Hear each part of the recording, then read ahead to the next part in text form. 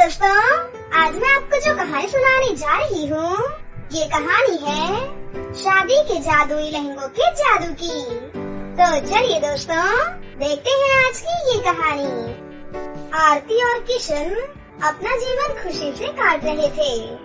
उनकी एक बेटी थी जिसका नाम था मोनिका। वो सभी लोग हंसी खुशी से रह रहे थे, लेकिन भगवान को ये रास नहीं आया और उन्होंने उनकी सारी खुशियाँ छीन ली। मोनिका केवल 5 साल की ही थी जब उसकी माँ का सीढ़ी से पैर फिसलने से उनका देहांत हो गया था। बचपन में ही भगवान ने मोनिका की माँ को मोनिका से छीन लिया था। कुछ ही दिनों बाद किशन ने एक जानकी नाम की औरत से दूसरा विवाह कर लिया था। मोनिका बेटा, आज से ये तुम्हारी माँ है। लेकिन पिताजी, माँ तो मर गई है ना? हाँ बेटा, इसीलिए मैं तुम्हारे लिए दूसरी माँ लेकर आया हूँ। जानकी की भी एक बेटी थी, वो उसे लेकर आई थी। उसका नाम था मायरा।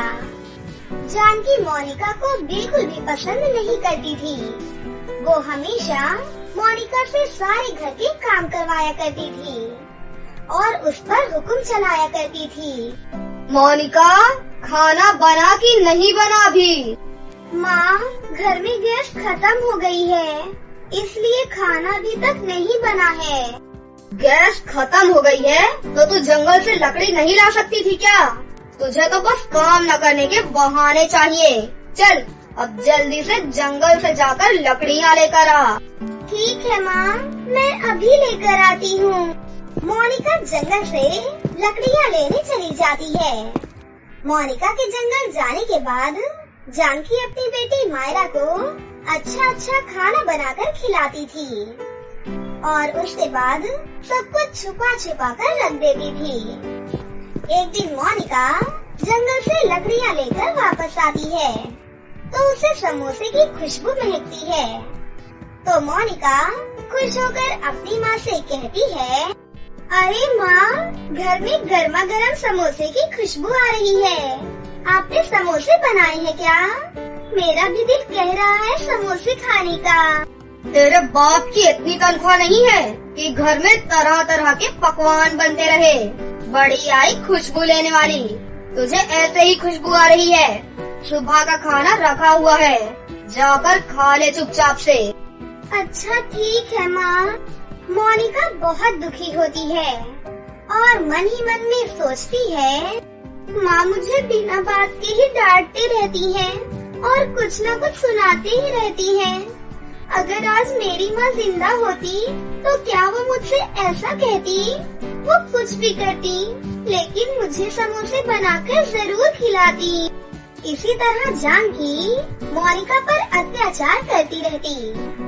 ऐसे ही करते करते कई साल बीत जाते हैं और दोनों बहनें अब बड़ी हो जाती हैं। फिर एक दिन किशन ने जानकी से कहा, जानकी, मैंने एक लड़का देखा है। बहुत अच्छा लड़का है वो, घर बार भी बहुत अच्छा है। क्यों न हम मोनिका की शादी कर दें? मोनिका वहाँ बहुत खुशी खुशी रहेगी। देखो जी, लड़का अपनी बराबरी का ही देखो। जितना अच्छा लड़का देखोगे उतना ही दहेज भी देना पड़ेगा। अरे, उन्हें कुछ नहीं चाहिए, उन्हें केवल हमारी बेटी ही चाहिए। इसके बाद किशन अपनी बेटी मोनिका की शादी वहाँ पर तय कर देता है, लेकिन जानकी के व्यवहार में कोई भी बदलाव नहीं आता। मोनिका, जा और जल्दी से जाकर रोटियाँ बना ले। मेरे सर में बहुत तेज दर्द हो रहा है। माँ, अगले हफ्ते मेरी शादी है और मेरे यहाँ से जाने के बाद तो ये सारे काम आप ही को करने पड़ेंगे ना?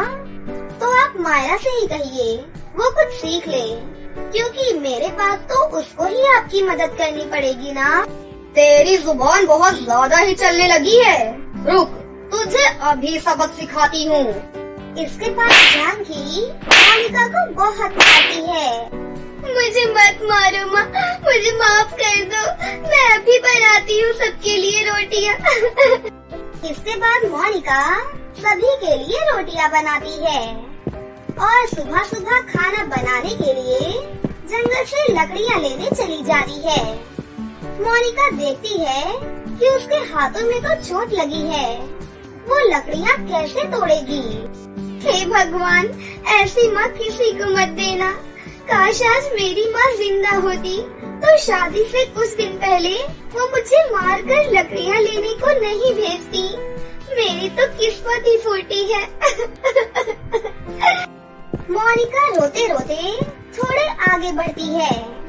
उसे एक पेड़ के पास ढेर सारी लकड़ियाँ दिखाई देती हैं। चलो, अच्छा हुआ आज लकड़ियाँ तोड़नी नहीं पड़ेंगी।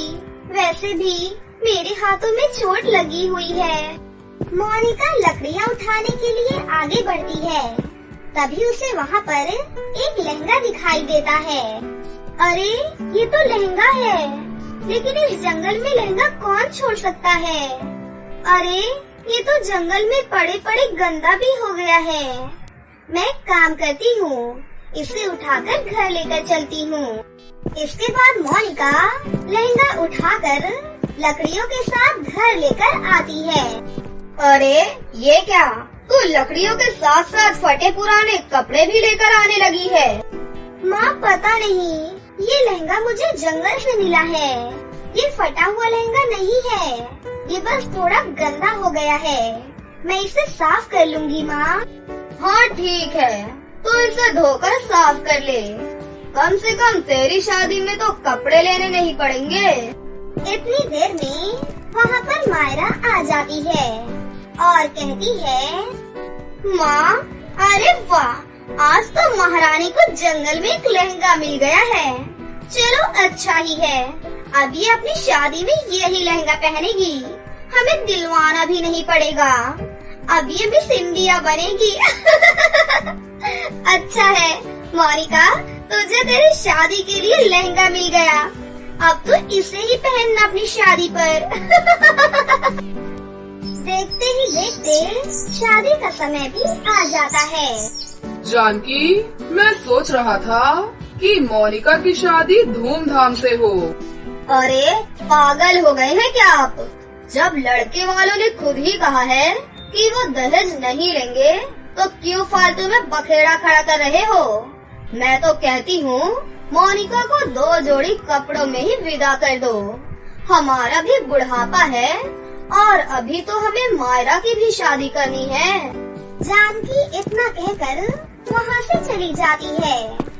जानकी फिर मोनिका के पास जाती है और उससे कहती है, मोनिका सुन, अच्छे घर में जा रही है तो तू जल्दी से जाकर तैयार हो जा, बारात बस आने ही वाली है।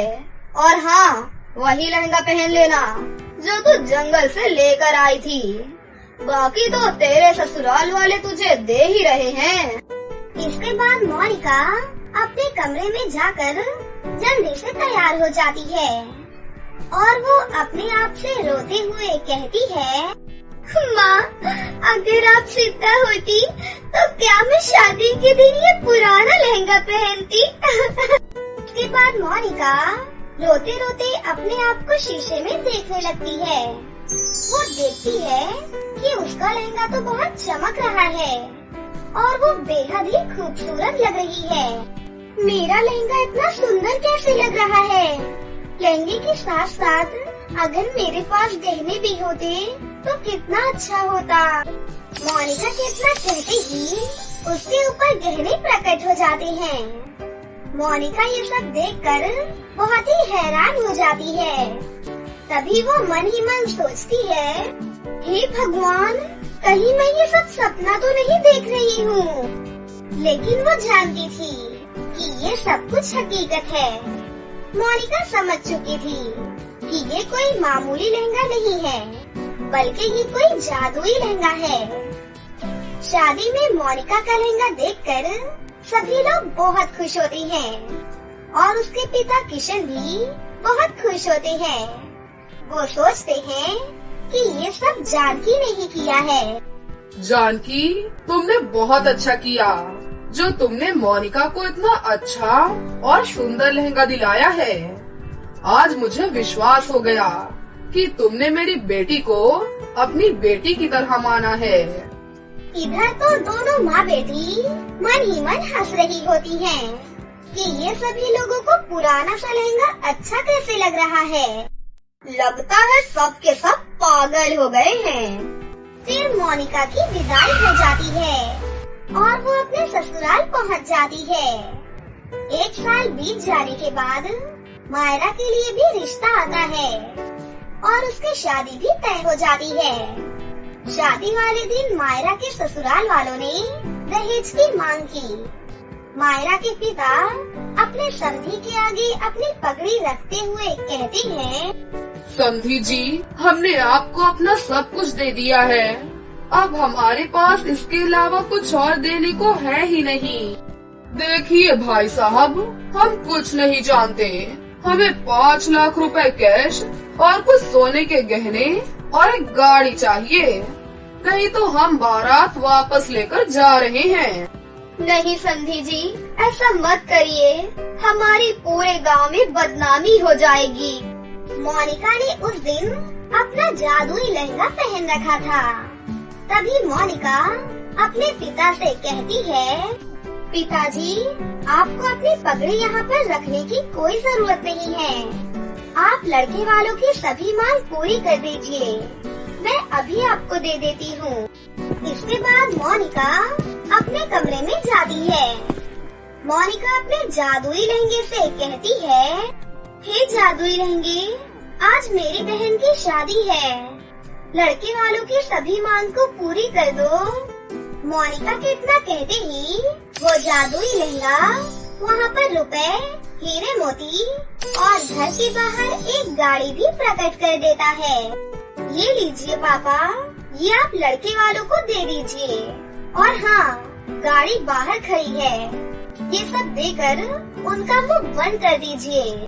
ये सब देखकर जानकी कहती है, बेटी, तुम बहुत अच्छी हो। मैंने तुम्हारे ऊपर कितना अत्याचार किया, लेकिन फिर भी आज तुम हमारी मदद कर रही हो। मुझे माफ कर दो बेटी। माँ, एक बार फिर से मुझे बेटी कह दीजिए। मुझे बहुत अच्छा लग रहा है आपके मुँह से ये बेटी शब्द सुनकर। बेटी, मुझे माफ कर दो। मुझे समझ नहीं आ रहा कि मैं अपने पापों का प्रायश्चित कैसे करूं। हाँ माँ, मैं समझ गई हूँ कि आप बदल गई हैं। आप मुझसे माफी मत मांगिए, मुझे आपसे कोई शिकायत नहीं है। इसके बाद जानकी मोनिका को गले लगा लेती है और उससे कहती है, लेकिन मोनिका बेटा, ये सब तुम्हें कहाँ से मिला? मोनिका किसी को कुछ नहीं बताती, क्योंकि अगर वो बताती कि ये सब जादुई लहंगे की वजह से हुआ है तो सबके मन में लालच आ जाता। अरे माँ, आप ये सब छोड़िए, बस आप मायरा की शादी में ये सब कुछ दे दीजिए। इसके बाद मायरा की धूमधाम से शादी हो जाती है और अब जानकी अपनी बेटी मायरा और मोनिका दोनों को एक तरह से प्यार करती है और फिर दोनों बेटी अपने अपने ससुराल में बहुत ही खुशी खुशी रहने लगती हैं। माधुरी अपने माता पिता की एक लौती औलाद थी, इसलिए माधुरी के पिता सूरज और माँ नीता अपनी बेटी की हर बात मानते थे और उसकी हर एक छोटी बड़ी खुशी का ध्यान रखते थे। ऐसे ही एक दिन, अरे नीता, जल्दी से मिठाई लाओ और सबका मुंह मीठा करवाओ। सूरज की बात सुनकर नीता और माधुरी जल्दी से उससे पूछते हैं, क्या हो गया जी, जो सबका मुंह मीठा करवा दूं? अरे बात ही ऐसी है, तुम सुनोगी तो खुश हो जाओगी। हमारी माधुरी बिटिया के लिए एक बहुत बड़े घर से रिश्ता आया है और वो जल्द ही शादी करना चाहते हैं। कुमार जी कह रहे थे उसे हमारी माधुरी जैसी पढ़ी लिखी बहू चाहिए थी, जो उनके बेटे नीरज के साथ उनकी कंपनी संभाल सके। माधुरी का परिवार नीरज और उसके परिवार को पहले से जानते थे। नीरज एक बड़ी कंपनी का मालिक था और सभी शादी की तैयारियों में लग जाते हैं। फिर कुछ ही दिनों में बहुत ही धूमधाम से माधुरी की शादी नीरज से हो जाती है। नीरज के घर वाले भी माधुरी का अपने घर में बहुत ही प्यार से स्वागत करते हैं। भाभी, कमरे में जाने से पहले हमको कुछ शगुन देना पड़ेगा। बिना शगुन के आप अंदर नहीं जा सकती। करण की बात सुनकर सब जोर जोर से हंसने लगते हैं। कल से कंपनी में मेरे साथ चलना और काम करना, तब शगुन मिलेगा तुम्हें। क्या भाई, आप भी हर समय काम की बातें करते रहते हो? बेटा, ये शगुन लिए बिना मानेगा नहीं। फिर माधुरी करण को शगुन देती है। सब इस शादी से बहुत खुश थे। शादी के 2 दिन बाद नीरज सुबह सुबह कंपनी जाने के लिए तैयार हो जाता है। मैं भी चलूं क्या आपके साथ? अभी अभी तो हमारी शादी हुई है। अभी तुम घर पर आराम करो और अभी बुआ जी यही हैं। उनके साथ बातें करो, नहीं तो वो बोलेंगी कि बहू रानी को अपने साथ लेकर चला गया। ठीक है। माँ, पिताजी, मैं कंपनी के लिए निकल रहा हूँ। माधुरी को भी लेते जा अपने साथ में। माधुरी को अभी घर पर ही छोड़ रहा हूँ। वो कुछ दिनों बाद मेरे साथ कंपनी चलेगी। और फिर नीरज चला जाता है। बहू को काम पर ले जाने की क्या जरूरत है? बहुएं तो घर संभालने के लिए बहुत हैं। तभी कुछ देर बाद करण का घर पर फोन आता है और वो बताता है कि नीरज भाई की गाड़ी का एक्सीडेंट हो गया है और अब वो इस दुनिया में नहीं रहे। ये सुनकर कुमार तो मानो जैसे सुन हो गया हो। क्या हुआ जी? किसका फोन था? कुमार की आंखें आंसुओं से भरी हुई थी और वो कुछ बोल तक नहीं पा रहा था। कैसे भी हिम्मत करके वो नीलम और माधुरी को सब बताता है। ये क्या बोल रहे हैं आप? मेरे नीरज को कुछ नहीं हुआ है। मुझे मेरे बेटे से मिलना है। ये नहीं हो सकता। वो मुझे छोड़कर नहीं जा सकते। और तभी कुछ देर में करण अपने भाई नीरज को लेकर घर आता है। पूरे घर में रोने की आवाजें आ रही थी। माधुरी के माँ पिता भी वहाँ पर आते हैं और वो सब बहुत दुखी थे। एक ही पल में सारी खुशियाँ छीन गई थी। माधुरी, जो 2 दिन पहले ही दुल्हन बनी थी, अब वो विधवा हो जाती है। फिर कुछ ही देर में नीरज का अंतिम संस्कार हो जाता है। माधुरी के माँ पिता अपनी बेटी के लिए बहुत दुखी थे। नीता माधुरी की सास से बोलती है, बहन जी, क्या हम माधुरी को कुछ दिनों के लिए अपने साथ ले जाएं? यहाँ रहेगी तो नीरज को याद करके बहुत दुखी होगी। यहाँ हर एक चीज उसे नीरज की याद दिलाएगी। मुझे कहीं नहीं जाना माँ। मुझे नीरज की यादों के साथ यहीं रहना है। तभी नीरज की बुआ कुछ औरतों के साथ वहाँ आती हैं, जिन्होंने सफेद रंग के कपड़े पहने हुए थे। जो होना था वो हो गया। अब माधुरी को नीरज की विधवा बनकर ही रहना होगा। फिर बुआ उन औरतों से कहती हैं, अंदर ले जाकर इसे सफेद साड़ी पहना दो, फिर इसका मुंडन कर दो। अरे दीदी, आप ये क्या बोल रही हो? ये सब करना जरूरी है क्या? हाँ हाँ, सब जरूरी है। एक विधवा को कैसे रहना है, ये आजकल के लोग क्या जाने। तभी तो इन औरतों को लेकर आई हूँ। मेरी बेटी के बाल मत काटो। देखिए, आप कुछ मत बोलो। जो करना है करने दो। अब विधवा को विधवा की तरह ही रहना होगा ना। माधुरी को तो कुछ समझ ही नहीं आ रहा था कि ये सब उसके साथ क्या हो रहा है। वो बस फूट फूट कर रोई जा रही थी।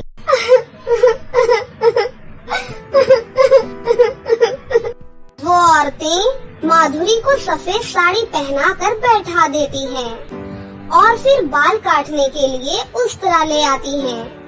सब लोग ये देख रहे थे, लेकिन कोई भी कुछ नहीं बोल रहा था। सब उसे माधुरी का नसीब समझकर चुपचाप खड़े थे। करण भी वहाँ खड़ा सब कुछ देख रहा था और वो अपनी भाभी की ये हालत देख नहीं पा रहा था। आप लोग कोई कुछ बोल क्यों नहीं रहे? ये लोग भाभी के बाल काटने वाले हैं। सबको ऐसे बुत बने देख करण मंदिर से सिंदूर लाता है और वो माधुरी की मांग भर देता है। माधुरी करण को एक जोरदार थप्पड़ मारती है। आप चाहे मुझे कितना भी मार लो, लेकिन मैं आपके साथ ये सब कुछ होते हुए नहीं देख सकता। माधुरी रोते हुए अपने कमरे में चली जाती है।